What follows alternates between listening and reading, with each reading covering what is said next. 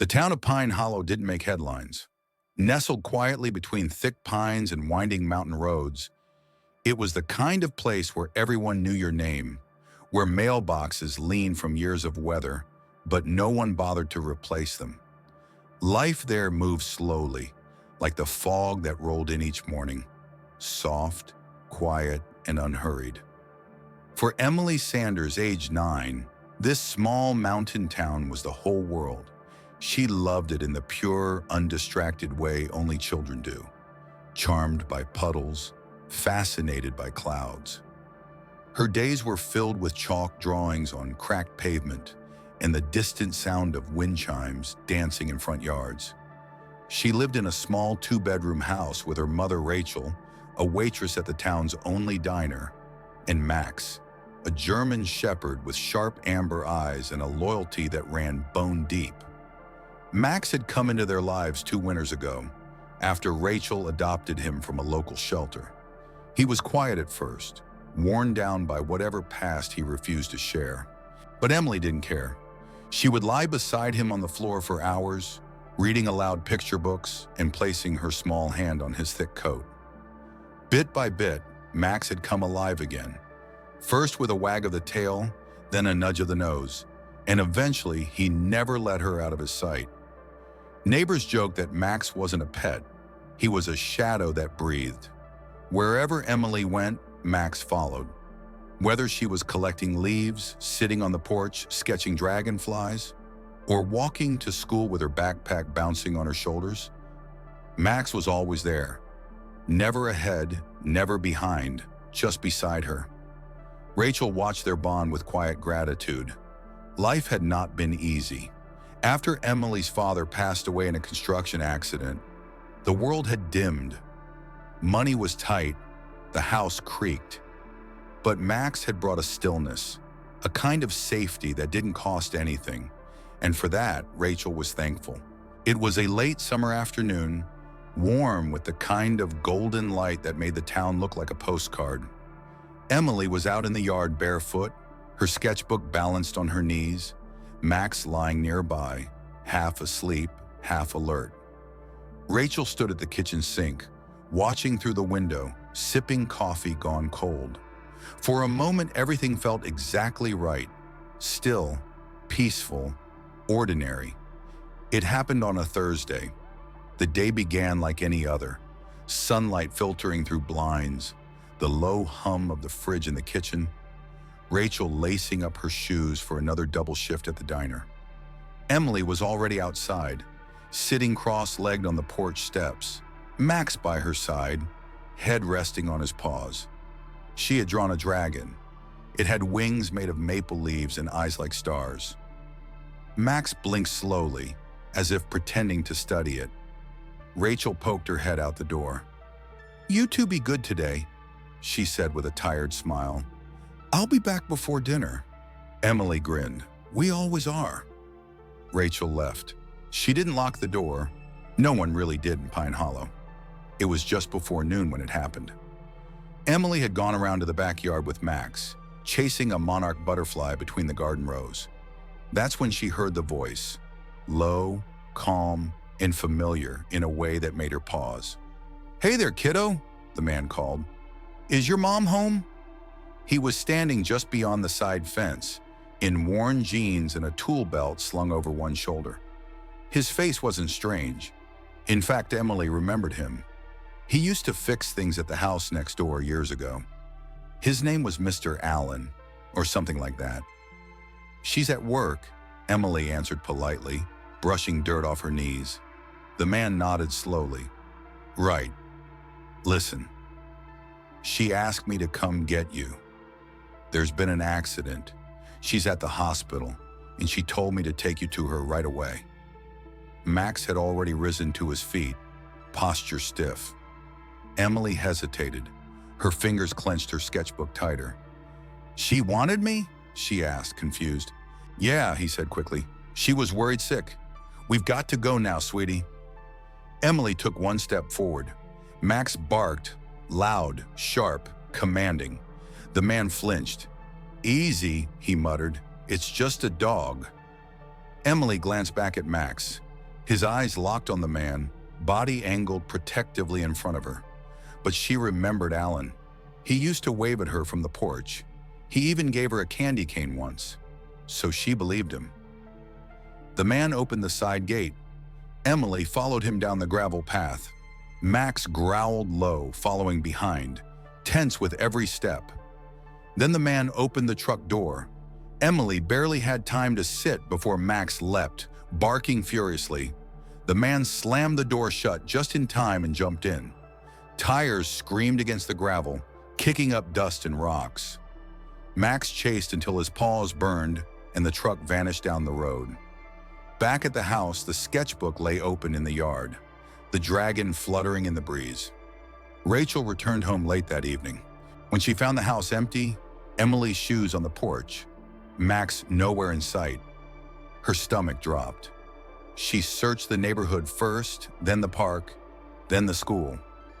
By dusk, she was dialing 911 with shaking fingers. "She's gone," she whispered into the phone.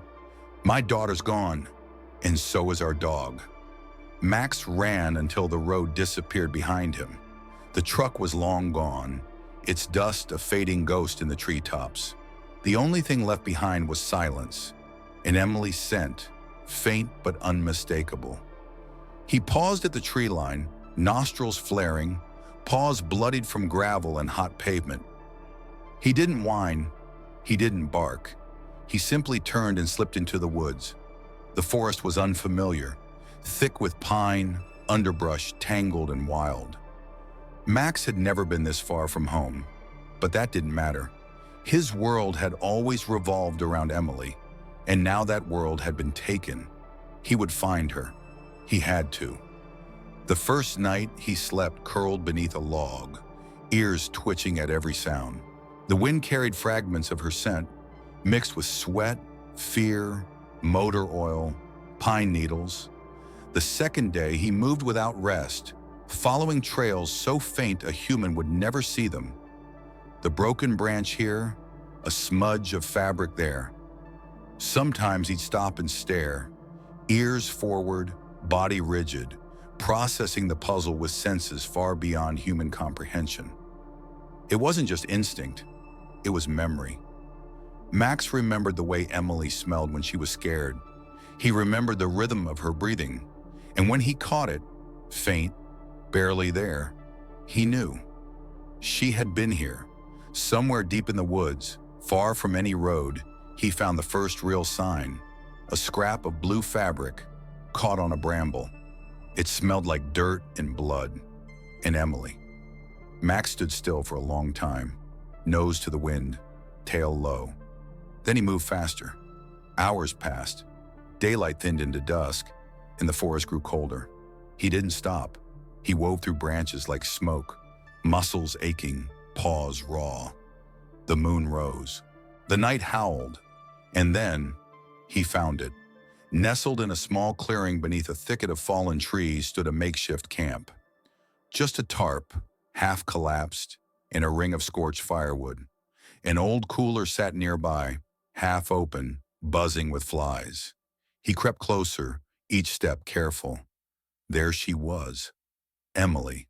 She was lying on her side inside the tarp, hands tied with rope, cheeks streaked with dirt. Her knees were scraped. One eye was swollen. Her chest moved barely, but it moved. Max froze. His breath hitched. Then slowly, silently, he stepped forward and lay beside her. He pressed his body against hers for warmth, resting his head near her ear. She stirred faintly, lips parting in a whisper he couldn't understand, but he knew what it meant.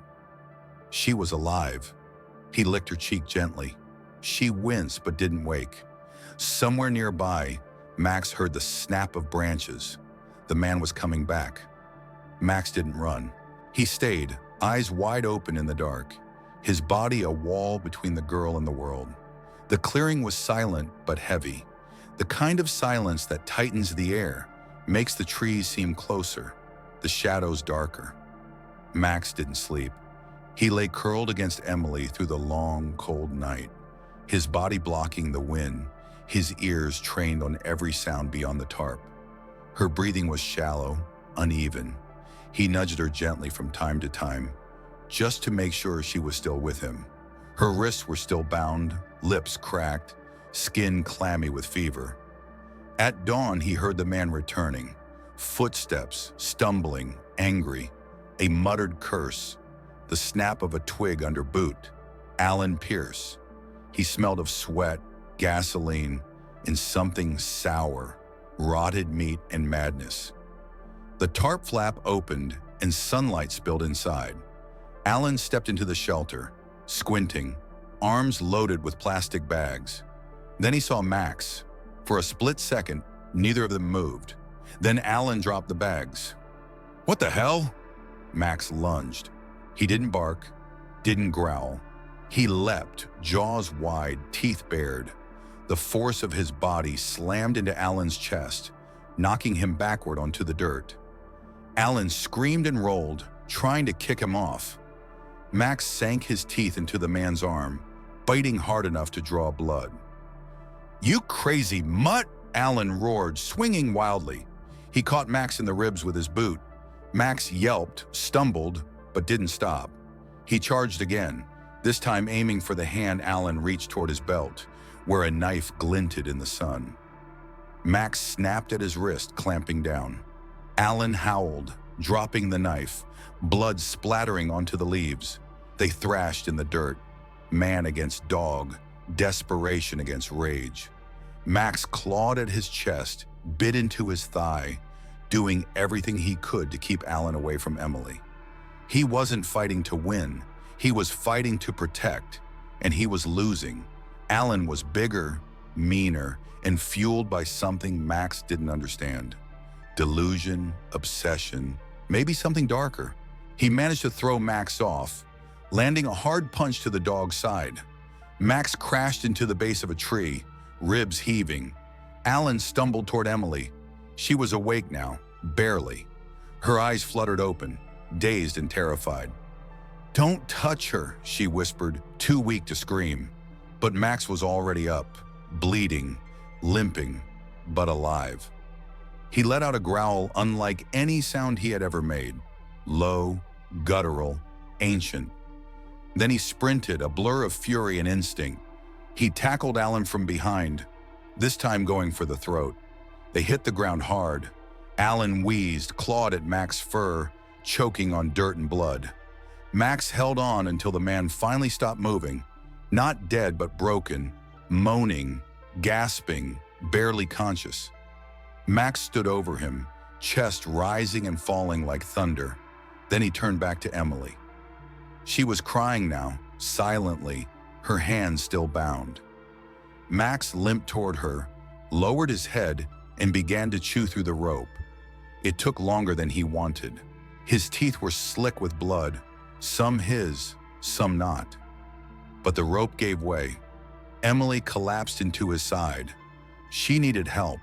She was barely conscious, her lips dry and cracked, her skin pale and cold. Every so often she mumbled Max's name, voice thin like tissue. Her head lolled against his shoulder, and her fingers clutched weakly at his fur. Max knew they couldn't stay. He nudged her gently. Nothing. Then again, harder. She moaned faintly, but didn't open her eyes. He stepped back and surveyed the camp, eyes scanning broken branches, old rope, and torn fabric. Then he saw it, a ragged old sweatshirt, discarded near the cooler. Max sniffed it, grabbed it with his teeth, and pulled. Piece by piece, he gathered what he could. Fabric, cord, even the girl's backpack, half buried in leaves. He worked with trembling paws and slow, careful movements. He wasn't just a dog anymore. He was building something. With what strength he had left, Max wrapped the sweatshirt around Emily's chest and shoulders, creating warmth. Then, using a length of rope and the straps of the backpack, he fashioned a crude harness, lacing it gently under her arms and across his own back. It wasn't perfect, but it would hold. He crouched beside her, nudged her once more. "Let's go," he would have said if he had words. Instead, he growled softly, insistently, and then, slowly, painfully, He lifted. Emily's body sagged against his, limp and frighteningly light. The harness held just enough. Her head rested against the back of his neck. Her breath brushed his fur. Max took one step, then another. The forest swallowed them whole. The journey back was brutal. The terrain had changed. Where they had once come in by road, now Max moved blind, following instinct, scent, gravity. He avoided the trail where Alan might still be conscious. Instead, he climbed over dead logs, through shallow streams, down rocky slopes. His paws bled again, the pads torn by sharp stone.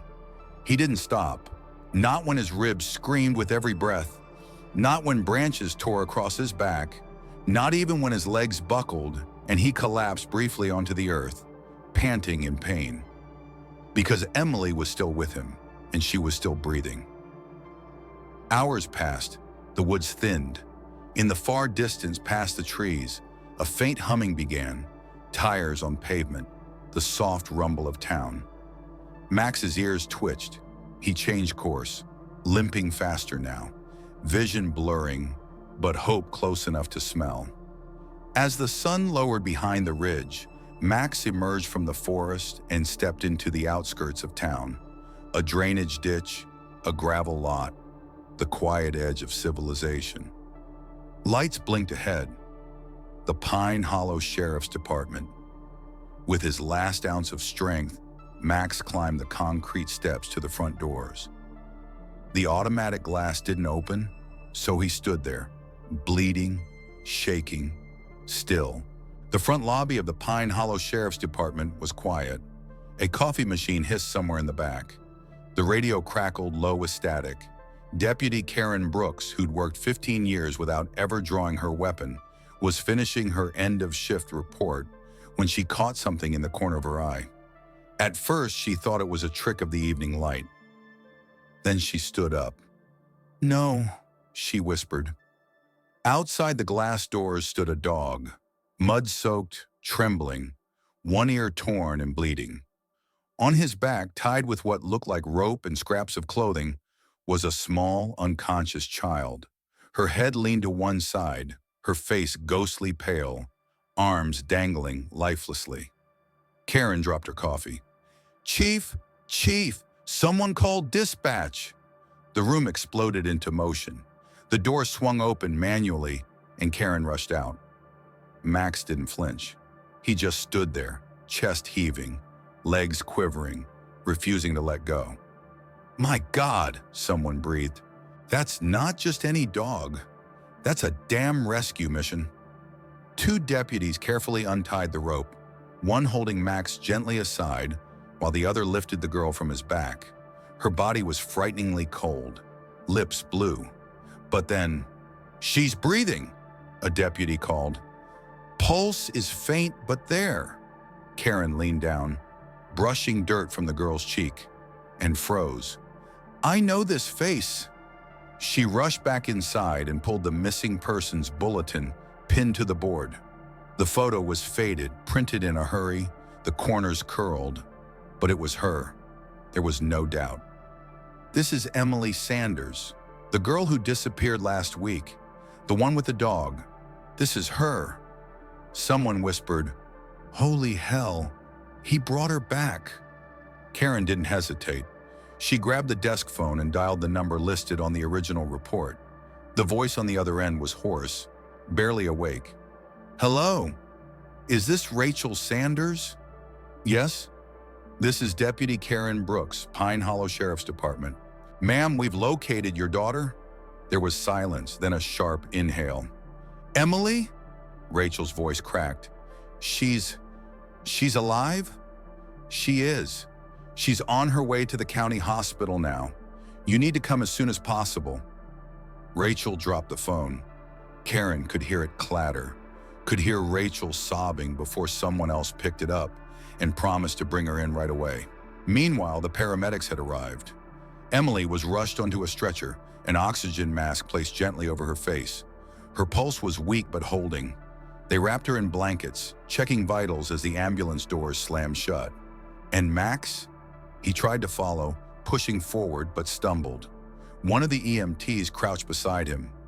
"He's in bad shape. He needs a vet." But Karen shook her head. "He's not going anywhere without her. We'll make space."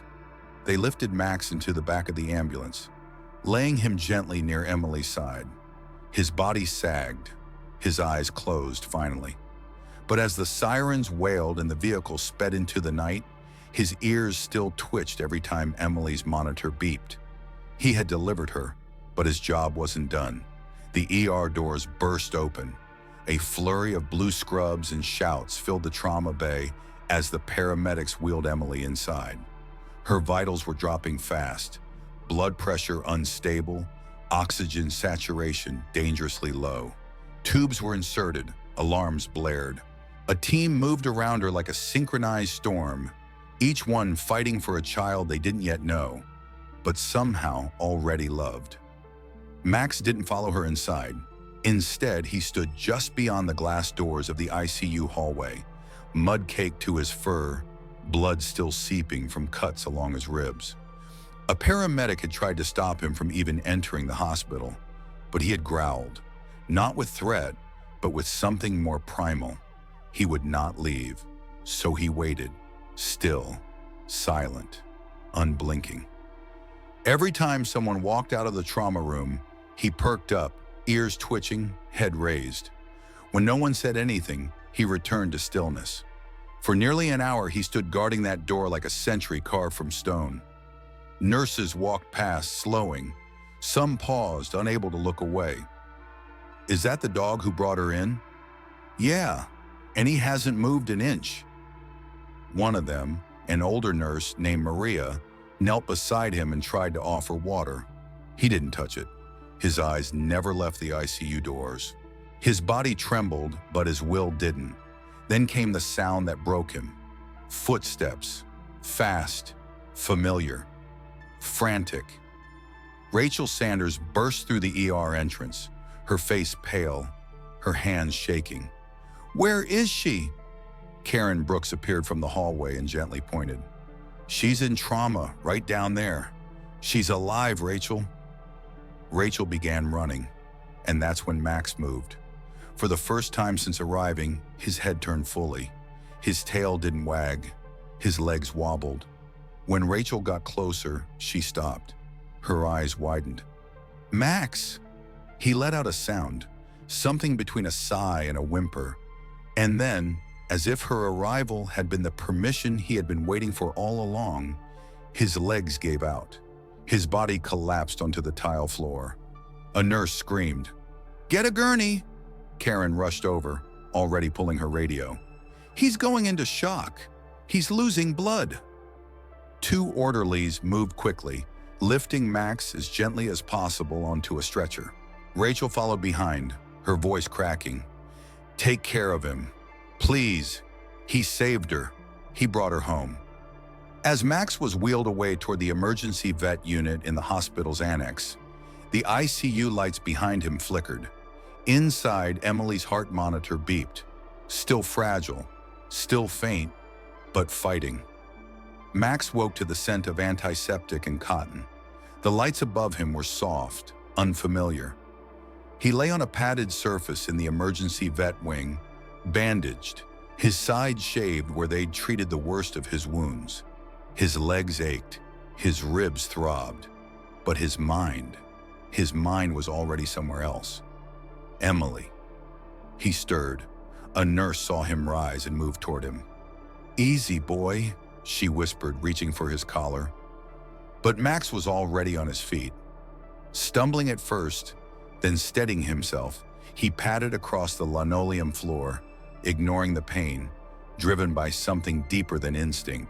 He pushed past the swinging door with his shoulder and entered the main hallway of the hospital, nose lifted, sniffing the air like a compass drawn north. Dozens of scents, hundreds of people, but he only needed one. It took him less than a minute. He found her on the third floor. Room 318, Pediatric ICU. The hallway was quiet, lights dimmed. He paused outside the door, sniffed once, then reached up with his muzzle and nudged the door handle. It clicked open. Inside, Emily lay asleep, hooked to monitors, her chest rising and falling beneath a warm blanket. Her hair was brushed, her face still pale, but peaceful now. Max didn't make a sound. He stepped into the room, circled once, then lay down slowly, his head resting just beneath the edge of the bed. His body curled like a question mark beneath her. He didn't need to see her anymore. He could feel her. She was safe. The room hummed softly. Machines blinked in rhythm with life. A quiet monitor kept time beside the hospital bed. Outside, the morning sun began to press against the window blinds, spilling lines of light across the floor. Emily hadn't moved for hours. Nurses tiptoed in and out, checking vitals, adjusting the oxygen, whispering with practiced softness. None of them dared disturb the quiet figure curled under the bed, the dog who had refused to leave her side. Max, bandaged and worn, lay curled tightly beneath the bed frame, his ears twitching at every beep and sigh. Then, suddenly, something changed. A sound, a breath, deeper than before, a shift in her fingers, a flutter beneath her eyelids. One of the nurses gasped. "Doctor," she called, already reaching for her chart. "She's waking up." Max was already moving. He rose slowly, head lifting just enough to peer over the edge of the mattress. Emily's eyes fluttered once, then opened, unfocused, searching. She blinked, then her gaze locked onto Max. A pause, then, in a voice that was barely air, she whispered, "Max." It wasn't loud, but it was everything. Max inched forward and gently rested his head beside her hand. Her fingers, bruised and taped, moved slowly until they found the warmth of his fur. She clung to it like a lifeline. Tears welled in the nurse's eyes. No one spoke. No one dared. Moments later, Dr. Elise Monroe, the hospital's trauma psychologist, entered the room. She approached with care, her voice soft and shaped by years of knowing how to ask without pushing too hard. "Emily," she said gently, pulling up a chair, "can you tell me what happened?" Emily didn't speak at first. Her hand never left Max's fur. "There was a man," she began, voice raspy. "He said my mom was hurt. He said he had to take me to her." She paused. Her eyes stared past the doctor, past the machines, into the woods again. "He didn't take me to her. He drove for a long time. I don't remember where. When I woke up, we were in a forest. He said we were camping." Her voice faltered. "But it wasn't camping. He got weird. He said people were dangerous, that I didn't need anyone but him. I asked to go home and he screamed. He hit me." Dr. Monroe stayed silent, just listening. Max tried to stop him. He barked and bit his leg, so he kicked Max, hard. I thought Max would leave, but he didn't. He came back. He stayed. Her voice broke on the last word. Emily looked down at Max, who was still watching her, quiet and still. "When I passed out, I thought I was going to die out there. But Max didn't let me." She pulled his ear gently between her fingers. "He found me. He fought him. He brought me back." Tears finally fell. From Emily, from the nurse. Even Dr. Monroe blinked hard.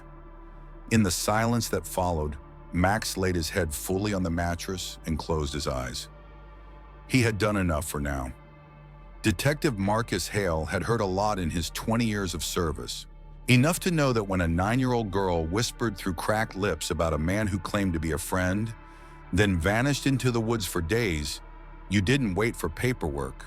You moved.